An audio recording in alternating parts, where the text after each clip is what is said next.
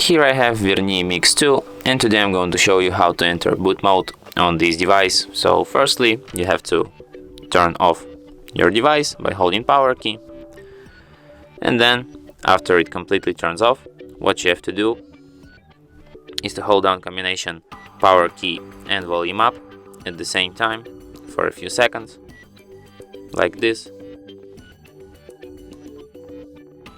Let's try it one more time. Power key and volume up, and that's how you enter boot mode. Here at the boot mode you have three options. You can navigate through them using volume up key, and using volume down you can select them. Here you have such options as recovery mode, fast boot mode, and normal boot. If you want to exit boot mode, just select the last option, normal boot, and your device will be restarted as usual.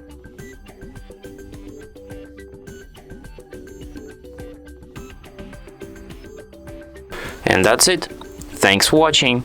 If you find this tutorial useful, don't forget to hit that like button and subscribe to our channel.